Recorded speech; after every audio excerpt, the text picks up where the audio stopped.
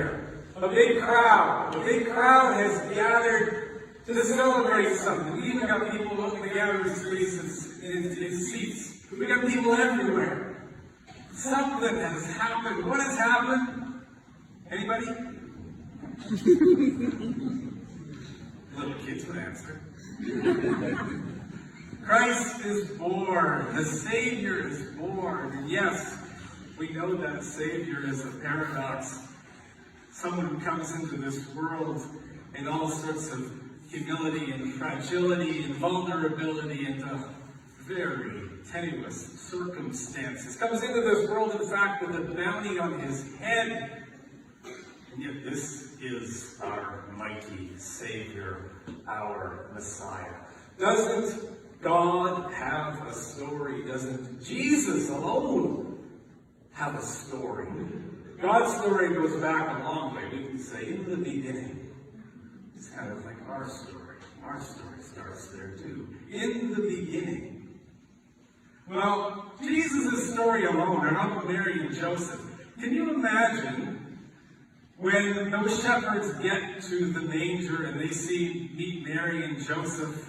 You got to imagine that conversation that goes on there. These are the first people that Jesus meets other than his parents. And they got to be saying, how did you get here? What are you doing out here? You're out here in the wilderness. It's cold. Like, what's going on? Like, wouldn't anybody take you in? Apparently not. It's craziness. What about Jesus? What about Jesus' story? You know, where does he explain to people throughout his life where he came from? Or who his parents were? Jesus was, for all intents and purposes, the child of refugees. And again, he came into this world with a bounty on his head. They were after him right from the beginning. It's quite a story. We've all got stories. Normally I introduce myself at the beginning of Mass, but I kind of forgot. So, I'm Father Pierre Ducharme. I am the pastor here. If you're visiting from elsewhere, great to have you here tonight. I'm one of 5 friars who work here, along with all sorts of other people. And we have a blast. And anyway, I got to tell you, I mean, my story, I'm not going to tell you my whole story, but I will say that it's been a good year. It's been an interesting year. The honeymoon ended this year. And that's okay, because a little bit of reality check every once in a while is a good thing. I have a few mentors in my life, and in fact, most of the mentors that I have, those who have really guided me spiritually, just happen to have been religious women. And one of them, she said to me when I first got here, she said, remember this, 10% of them love you, 10% of them hate you, 80% don't give a damn. Now, if everybody could just move into that 80% and 100% not caring, wouldn't that be wonderful? Life would be so much easier if nobody cared. But how boring would that be?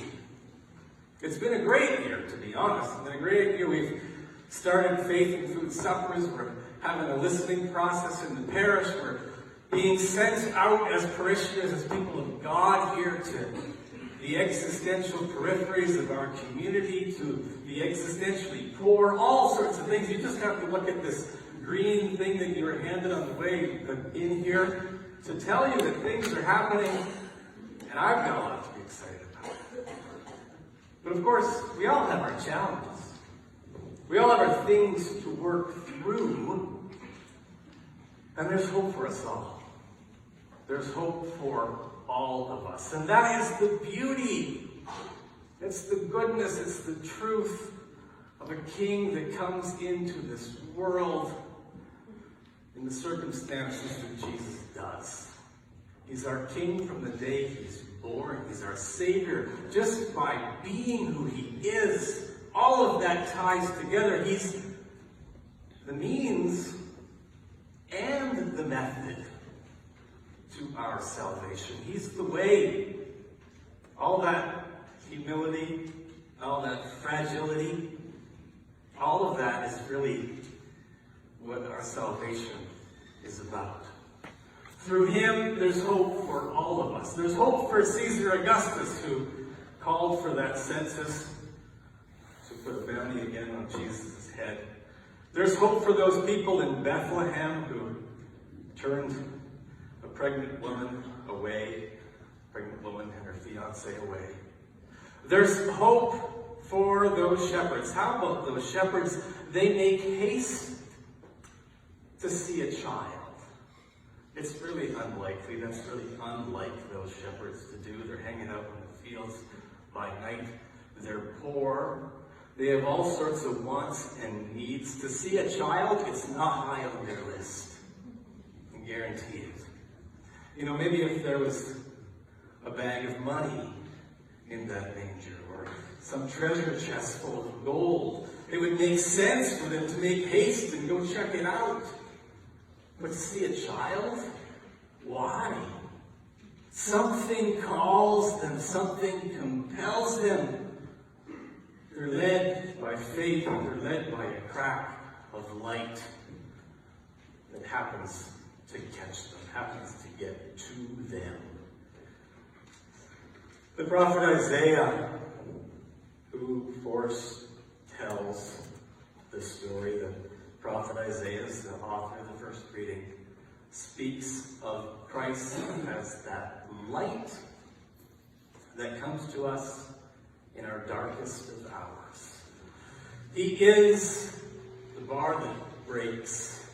He's the lifting of our burdens, the lifting of us from oppression, all of it. He is joy. Joy and peace. Isaiah uses all sorts of lofty terms for Jesus, for our Messiah. Wonderful Counselor, Faithful Father, Prince of Peace. All kinds of mighty God, lofty terms. And we're talking about a baby. We're talking about someone who's fragile and small and dependent. Someone who has needs. That's it. It is a paradox. But again, he's not only the means, he's the method. The way that God comes to us in the incarnation is the way that we are sent to others on mission. The way that we are sent to proclaim the good news. What we receive is something we give. Needs to have. Fragility, meekness, humility. All of that is good. It's got dignity. It comes from courage. It comes from faith. It comes from hope. It comes from love. It's who our God is. It's who our God chooses to become. We all carry with us all sorts of resentment, all sorts of jealousy, all sorts of anger, all sorts of sadness, all sorts of crazy feelings towards others. We all carry with us all sorts of reasons to be apart from one another. We carry those are our burdens, our crosses to bear. And yet, we have this God of ours who gives hope to all of us. This God of ours who gives us a chance, a new beginning. In the beginning, our Savior was born. This is a new day. Today is born a Savior of the universe. This is darn good news. For that reason, we celebrate and have a Merry Christmas.